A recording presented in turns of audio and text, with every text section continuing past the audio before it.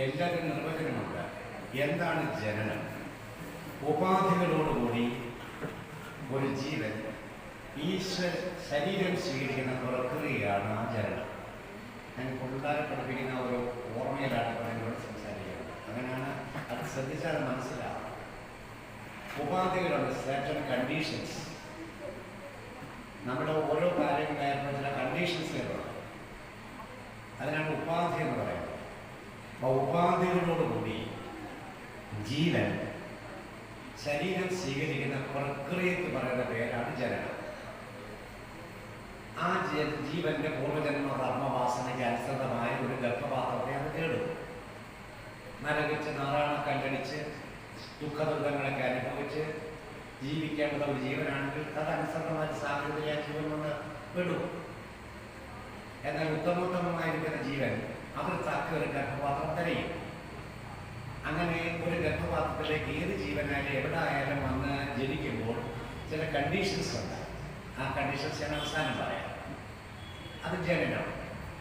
മരണം എന്ന് പറഞ്ഞാൽ എന്താണ്? ഇപ്പം ബാബു എന്നൊരാൾ നിങ്ങളോട് സംസാരിക്കുന്നത്. എൻ്റെ ശരീരത്തിലും ജീവനുണ്ട്, നിങ്ങളുടെ ശരീരത്തിൽ ജീവനുണ്ട്. എൻ്റെ ശരീരത്തിലെ ജീവൻ വിട്ടുപോകുന്നവരെയാണല്ലോ മരണം എന്ന് പറയുന്നത്. കേൾക്കുന്നില്ല? നല്ല ശ്രദ്ധ തന്നെ കേൾക്കണം. ഇത് കൂട്ടത്തിൽ കേൾക്കാനുള്ളതല്ലത്. ഇതൊക്കെ ഇങ്ങോട്ട് പറയാൻ മാത്രം നടന്ന വിഷയങ്ങളാണ്. അതിൽ ഞാൻ ബാബു എന്ന പേരിട്ട് വിളിക്കുന്ന ഈ ശരീരത്തിലിരിക്കുന്ന ജീവൻ ഈ ശരീരത്തിൽ നിന്ന് വിട്ടുപോകുന്ന പ്രക്രിയക്ക് പറയുന്ന പേരാണല്ലോ മരണം.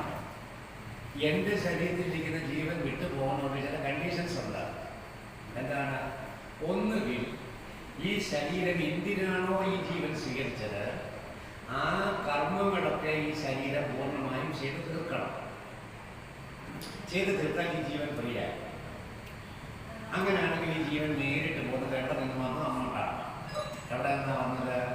ഈശ്വരൻ നിന്നാണ് വന്നത്. ഈശ്വരൻ തന്നെയാണല്ലോ ജീവൻ.